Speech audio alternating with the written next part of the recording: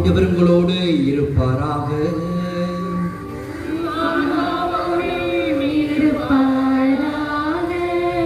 தூய மார்க்கு எழுதிய பரிசுத்த நற்செய்தியிலிருந்து வாசகம்.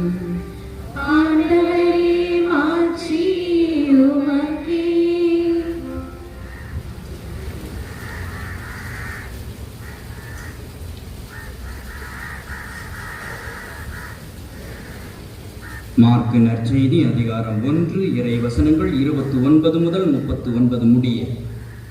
இயேசுவும் சீடர்களும் தொழுகை கூடத்தை விட்டு வெளியே வந்து யாக்கோபு, யோவானுடன் சீமோன், அந்திரேயா ஆகியோரின் வீட்டிற்குள் சென்றார்கள். சீமோனுடைய மாமியார் காய்ச்சலாய் கிடந்தார். உடனே அவர்கள் அதை பற்றி இயேசுவிடம் சொன்னார்கள். இயேசு அவர் அருகில் சென்று கையை பிடித்து அவரை தூக்கினார். காய்ச்சல் அவரை விட்டு நீங்கிற்று. அவர் அவர்களுக்கு பணிவிடை செய்தார். மாலை வேளையில் கதிரவன் மறையும் நேரத்தில் நோயாளர்கள், பேய் பிடித்தவர்கள் அனைவரையும் மக்கள் அவரிடம் கொண்டு வந்தார்கள். நகர் முழுவதும் வீட்டு வாயில் முன் கூடியிருந்தது. பல்வேறு பிணிகளால் வருந்திய பலரை அவர் குணப்படுத்தினார். பல பேய்களையும் ஓட்டினார். அந்த பேய்கள் அவரை அறிந்திருந்ததால் அவற்றை அவர் பேச விடவில்லை. இயேசு விடியற்காலை கருக்களில் எழுந்து தனிமையான ஓர் இடத்திற்கு புறப்பட்டு சென்றார். அங்கே அவர் இறைவனிடம் வேண்டிக் கொண்டிருந்தார். சீமோனும் அவருடன் இருந்தவர்களும் அவரை தேடி சென்றார்கள். அவரை கண்டதும் எல்லாரும் உம்மை தேடிக் கொண்டிருக்கிறார்கள் என்றார்கள். அதற்கு அவர், நாம் அடுத்த ஊர்களுக்கு போவோம், வாருங்கள், அங்கும் நான் நற்செய்தியை பறைசாற்ற வேண்டும், ஏனெனில் இதற்காகவே நான் வந்திருக்கிறேன் என்று சொன்னார். பின்பு அவர் கலிலேய நாடு முழுவதும் சென்று அவர்களுடைய தொழுகை கூடங்களில் நற்செய்தியை பறைசாற்றி பேய்களை ஓட்டி வந்தார். ஆண்டவரின் அருள்வாக்கு.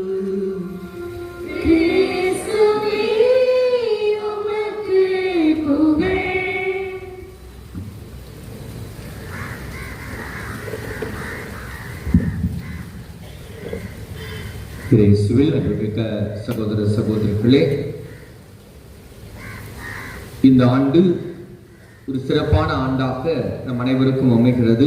உலகம் முழுவதும் இந்த ஆண்டை கொண்டாடி கொண்டிருக்கிறார்கள். இந்த ஆண்டினுடைய பெயர் என்ன ஆண்டு? இந்த ஆண்டு ஜூபிலி ஆண்டு. இந்த ஜூபிலி ஆண்டு ஒரு மைய கருத்தை நோக்கி சென்று கொண்டிருக்கிறது. நம்முடைய திருத்தந்தை ஒரு மடல் இதற்கு எழுதினார். அந்த மடலுடைய பெயர்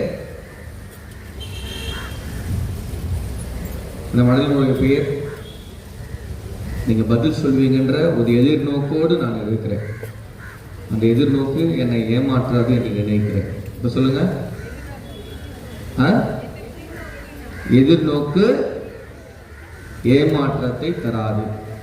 இதுதான் இன்றைய ஆண்டினுடைய hope does not disappoint. இதுதான் தலைப்பு.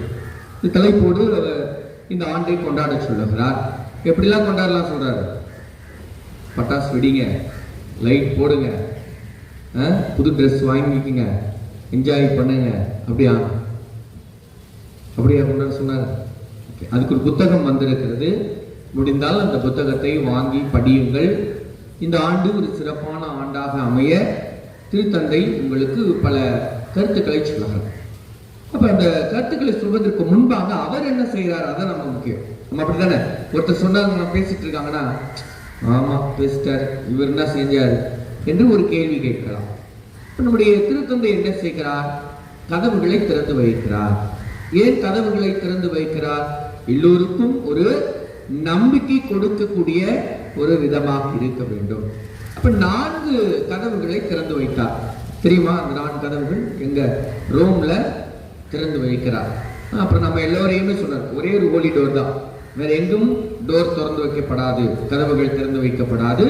ஆனால் ஒவ்வொரு மறைமாட்டும் சிலுவையை நீங்கள் சுமந்து கொண்டு செல்லலாம், ஒரு அடையாளமாக, எதிர்நோக்கின் அடையாளமாக என்று சொல்லி எல்லா மறை மாவட்டங்களிலும் டிசம்பர் மாதம் 29ஆம் தேதி அந்த பவனியானது எடுக்கப்பட்டு மிக சிறப்பாக இந்த ஆண்டை நாம் துவங்கி இருக்கிறோம். இப்பொழுது 4 பேராலயங்கள் நம்முடைய ரோமை நகரில் 4 பேராலயம் இருக்கிறது. பேதுரு பேராலயம், புனித பவுல் பேராலயம், அன்னைக்கென்று ஒரு பேராலயம், அதற்கு பிறகு யோவான், திருமுழுக்கு யோவான் மற்றும் நற்செய்தியாளர் யோவான் என்று 2 பேருடைய ஒரு பேராலயம் என்று 4 பேராலயத்தினுடைய கதவுகளை திறந்து வைத்தார். ஏன் ரோமை நகரத்தினுடைய கதவுகளை மட்டும் திறந்து வைக்க வேண்டும்? அது மட்டுமல்லாமல் எல்லோரையுமே ரோமை நகரத்துக்கு வரும்படியாக அழைப்பு விடுக்கிறார். ஏன்? சரியான ஒரு பதில். தலைமைப்பிடம். ஏன் அது தலைமைப்பிடம்? ஏன் அது தலைமைப்பிடமாக மாறியது? இயேசு இறந்தது எருசலேம் நகரம். ரோமை நகரம் எப்படி தலைமைப்பிடமாக மாறியது?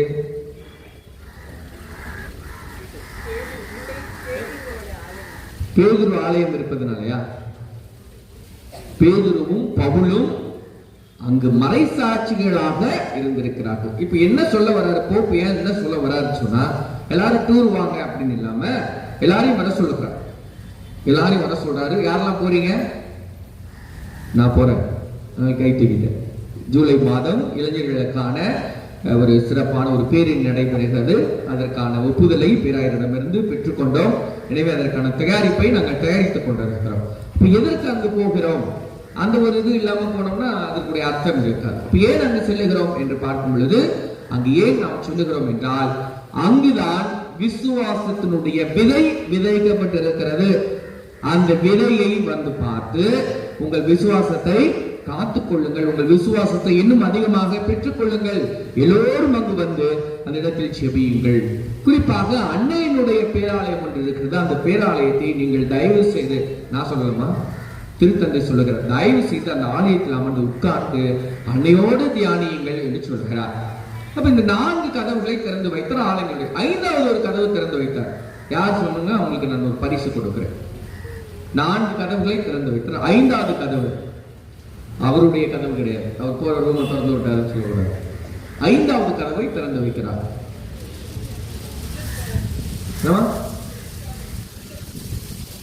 சொல்றீங்க கரெக்டா தான்? சத்தமா சொல்லுங்க. Very good. எல்லாம் ஜோரா கை தட்டுவோமே. ஒரு சிறைச்சாலையில், ரோமை நகரத்தில் இருக்கிற ஒரு சிறைச்சாலையை அவர் திறந்து வைக்கிறார். ஏன் திறந்து வைக்கிறார்? அவர் யோசித்து பார்க்கிறார். யார் அதிகமான எதிர்நோக்கோடு இருக்கிறார்கள்? எங்கள் வாழ்வு ஒரு நாள் மாறி விடாதா?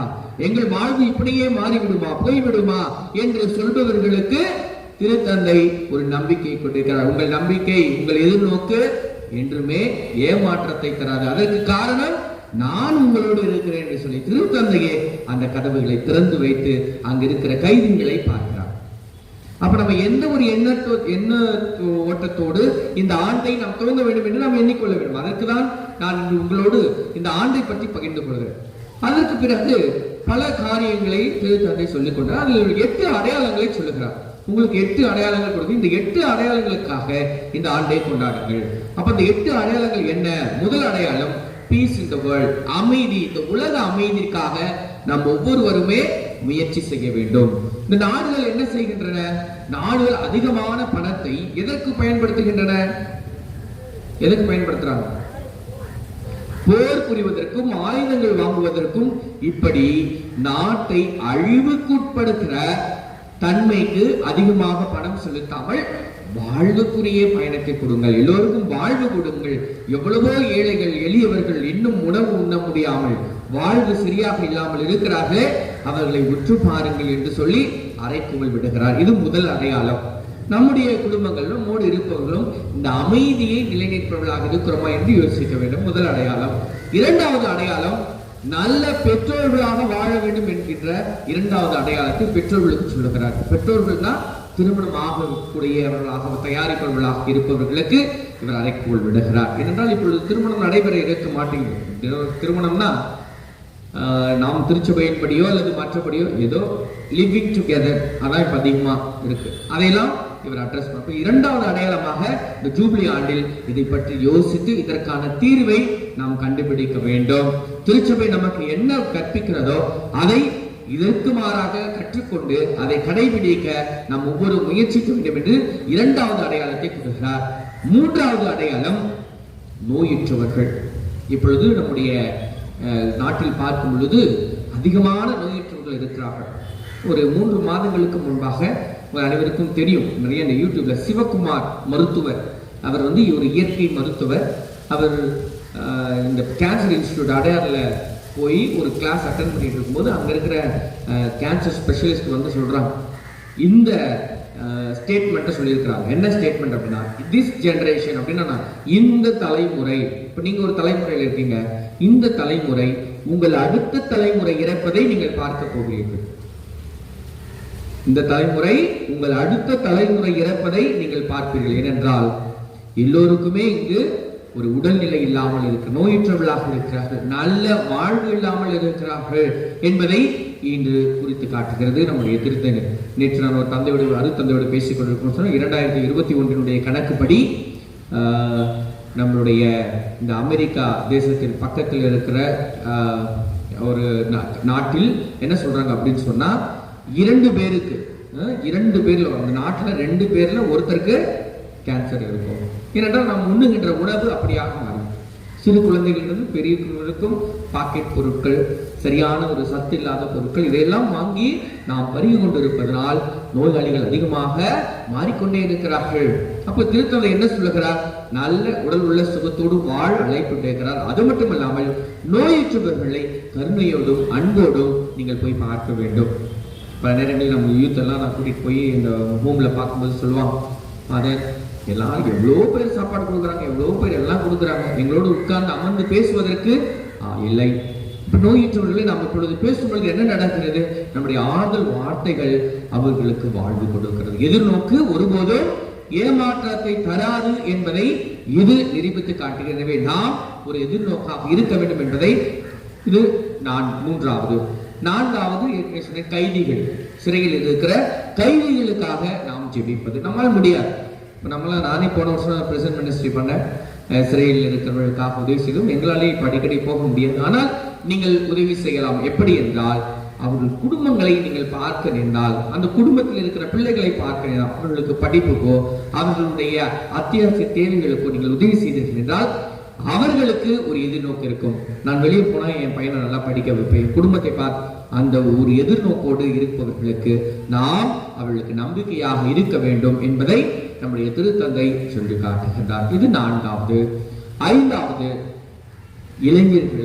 இளைஞர்களை அவர் சுட்டி காட்டுகிறார். 8 அடையாளங்களில் இளைஞர்களையும் அவர் சுட்டி காட்டுகிறார். ஏனென்றால் இன்றைய நாட்களில் இளைஞர்கள் உற்சாகப்படுத்த வேண்டும். அவர்களை தவறுதலாக நீங்கள் எண்ணி பார்க்க கூடாது. பல நேரங்களில் யூத்னா அப்படிதான் இருப்பாங்க, அவங்க வேலைக்கு ஆக மாட்டாங்க. அப்பயே தெரியும். இந்த மாதிரியான உற்சாகமற்ற அல்லது நேர்மறையான எண்ணங்களோடு அவர்களை பார்க்காதீர்கள். அவர்களை உற்சாகமூட்டுங்கள். அவர்களை ஒருபோதும் ஏமாற்றத்திற்கு உட்படுத்தாதீர்கள் என்று நமக்கு திருத்தந்தை அறைகூவல் இடுகிறார். இது 5வதாக இருக்கிறது. அடுத்து புலம்பெயர்ந்தவர்களுக்காக திருத்தந்தை சுட்டி காட்டுகிறார். புலம்பெயர்ந்தவர்கள் என்றால் நாட்டை விட்டு நாடு, ஊரை விட்டு ஊரு. ஆண்டவர் இயேசு கிறிஸ்துவை அவர் சுட்டி காட்டுகிறார். நான் அந்நியனாக இருந்து என்னை ஏற்றுக்கொண்டாய், நான் சிறையில் இருந்து என்னை பார்த்து கொண்டாய் என்பதனை திருத்தந்தை சுட்டி காட்டி அவர்களுக்காக, அதுவும் இந்த காலகட்டத்தில் அதிகமானோர் தங்கள் நாட்டை விட்டு கடந்து வருகிறார்கள். பல இடங்களில் போர், பல இடங்களில் பிரச்சனைகள், அதையெல்லாம் தாண்டி வரும் பொழுது அவர்களை நாம் எப்படி யூபிலி ஆண்டை நோக்கி சென்று கொண்டிருக்கிறோம். எனவே அவர்களுக்காக நாம் உழைக்க வேண்டும், அவர்களுக்கு நாம் விசுவாசத்தை கொடுக்க வேண்டும், நாம் எதிர்நோக்கினுடைய ஒரு பயணிகளாக இருக்க வேண்டும் என்பதை நம்முடைய திருத்தந்தை சுட்டி காட்டுகிறார். கடைசியாக அவர் சொல்வது, இந்த உலகத்தில் இருக்கிற ஏழைகள், வறியோர், ஆதரவற்றோர் என்று எல்லோரையும் இணைப்பவர்களாக சொல்கிறார். புவர் என்று ஒரே வார்த்தையில் முடிக்கிறார். அவர்களுக்காகவும் நாம் தொடர்ந்து உழைக்க வேண்டும். இப்படியாக 8 அடையாளங்களை நம்முடைய திருத்தந்தை நம் அனைவருக்கும் கொடுத்து, இதை கொண்டாடுவதுதான் நம்முடைய இந்த யூபிலி ஆண்டினுடைய கருப்பொருளாக இருக்கிறது. ஓகே, இந்த 8 முடிந்த பிறகு திருத்தந்தை நமக்கு ஒரு சிறந்த நம்பிக்கையினுடைய ஒரு எதிர்நோக்காக இருக்கிறவருடைய ஒரு ரெஃபரன்ஸ் கொடுக்கிறார், ஒரு எடுத்துக்காட்டை கொடுக்கிறார். அவர்தான் மேன்மையான எதிர்நோக்கினுடைய அடையாளம், மேன்மையான எதிர்நோக்கினுடைய ஒரு எடுத்துக்காட்டு. யார் என்றால் யாரு? நம்முடைய அன்னை மரியாள். மிக அற்புதமாக அன்னை மரியாதை பற்றி, எப்படி அன்னை மரியாள் ஒரு எதிர்நோக்கோடு செயல்பட்டால், அவர் இயேசு பிறந்திருக்கும் பொழுது அது யார், தந்தை யார் என்று தெரியாது, அப்படியே ஆகட்டும் என்று சொல்லி தனது வாழ்வை ஒரு எதிர்நோக்கோடு தொடங்கினார் என்று திருத்தந்தை அன்னை மரியாளுக்கு ஒரு சிறந்த எதிர்நோக்கின் அடையாளமாக நமக்கு சுட்டி காட்டுகிறார். அது மட்டுமல்ல, சிமியோன், நம்முடைய அன்னை மரியாள் அங்கு ஆலயத்துக்கு சென்று இயேசுவை ஒப்புக் கொடுக்கும் பொழுது சிமியோனும் அங்கு இருக்கிற பானுவல் அவர்கள் இருவரும் சொல்லுகிறார்கள், இந்த குழந்தை எப்படியாக இருக்கும் என்று சொல்லும் பொழுது அன்னை மரியாள் மனதில் ஒரு காயம், ரணம் ஏற்படுகிறது. எப்படியாக இருக்கும் என்று தெரியவில்லையே, பலருடைய வீழ்ச்சிக்கும் பலருடைய எழுச்சிக்கும் காரணமாயிருக்கும். அப்பொழுதும் ஆம் என்று சொல்லி எதிர்நோக்கினுடைய ஒரு மேன்மையான எதிர்நோக்கினுடைய எடுத்துக்காட்டாக அன்னை மரியாள் அங்கு திகழ்கிறார். அவளை நம்முடைய வாழ்விலும் எடுத்துக்கொள்ள வேண்டும். பிள்ளைகள், நம்முடைய வாழ்க்கை அப்படித்தானே, எப்படி இந்த வாழ்க்கை நடந்து தெரியலையே, இவ்வளவு பிரச்சனைகள் இருக்கிறது, என்னென்னமோ சொல்றாங்களே. அப்பொழுது அன்னை மரியாள் நமக்கு ஒரு சிறந்த ஒரு மேன்மையான நம்பிக்கையினுடைய ஒரு எதிர்நோக்கினுடைய எடுத்துக்காட்டாக அன்னை மரியாள் திகழ்கிறார் என்று சொல்கிறார். இந்த மாதிரி அன்னை மரியாளை சொல்லிக் கொண்டே இருக்கும் பொழுது இப்பொழுதுதான் ஒரு சிறந்த எடுத்துக்காட்டை சொல்லுகிறார். அதுதான் குதுலுபே. மெக்சிகோ நகரில் இருக்கிற குதுலுபே என்கின்ற அன்னையை ஒரு அடையாளமாக என்று சொல்லுகிறார். ஏனென்றால் 1531 ஆண்டு இந்த அன்னை குதுலுபேயில் இருக்கிற அன்னை லேடி ஆஃப் குதுலுபே என்கின்ற அந்த இடத்தில், குதுலுபே என்ற இடத்தில் அன்னை மரியாள் தோன்றுகிறார்.